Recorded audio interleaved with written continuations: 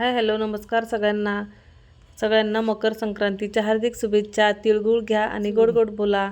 आज आमच्या पार्किंगमध्ये हळदी कुंकाचा कार्यक्रम होता, त्यामुळं मी मस्तपैकी साडी घालून तयार झाले आणि पार्किंगमध्ये गेले। तिथे हळदी कुंकाचा कार्यक्रम सुरू झाला होता।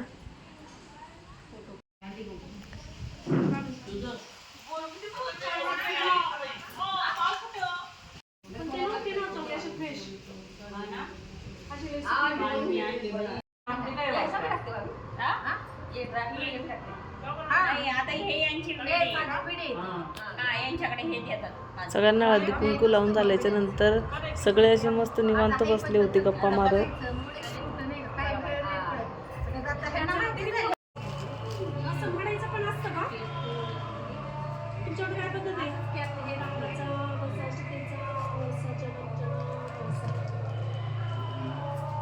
ह्या ताई पंढरपूर साईडच्या आहेत, फलटणच्या, त्यामुळं त्यांच्याकडे अशी विडे घेण्याची पद्धत आहे। विडे घेणे म्हणजे खारी, खोबरं, हळकुंड, सुपारी सगळं त्यांच्या ओटीत टाकावं लागतं हळदी कुंकू लावून। यालाच विडे घेणे म्हणतात। ते करून झालं, सगळ्यांनी एक एक करून असं 5 सुवासिनींनी त्यांची ओटी भरली।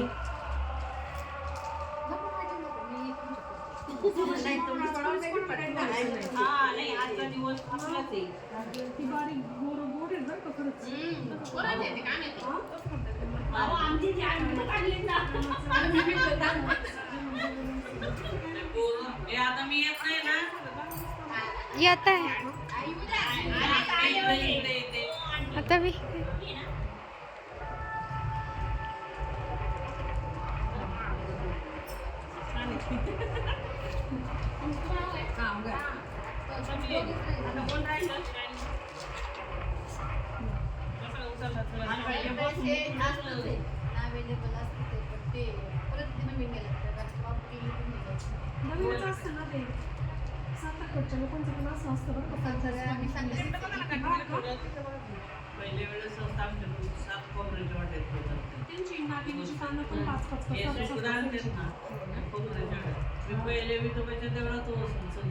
व्हिडिओ चालू आहे, व्हिडिओ चालू आहे।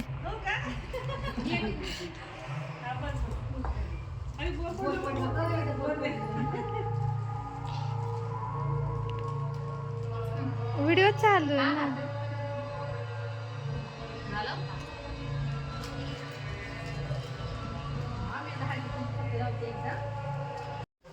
त्यानंतर ताईंनी परत एकदा सगळ्यांना हळदी कुंकू लावून घेतलं आणि म्हणत होते की सगळ्यांनी आता एक एक उखाणा घ्या। ते मागच्या ताई बघा कशा हसतायत। त्यानंतर हो हो घेऊ घेऊ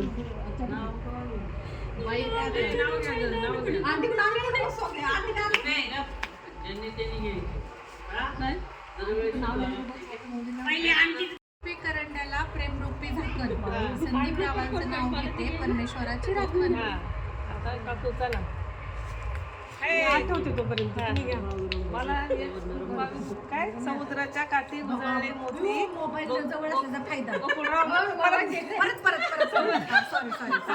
समुद्राच्या काठी उजळले मोती, गोकुळराव माझी पतीच मी त्यांची सौभाग्य होती।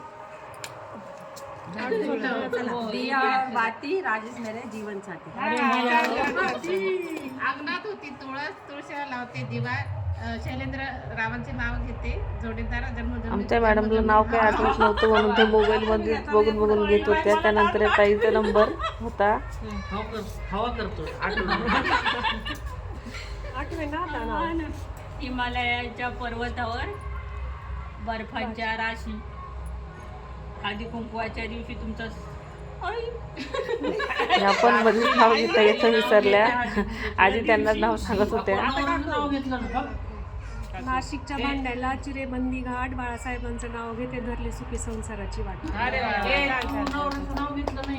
बरं दुसरं घेते, वटवृक्षाच्या झाडाखाली हरिण घेते विसावा, हळदी कुंकवाच्या कार्यक्रमात तुमच्या सर्वांचा आशीर्वाद असावा।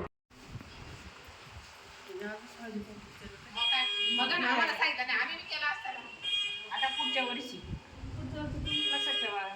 आजच्या दिवशी जे करत ते छान असतं।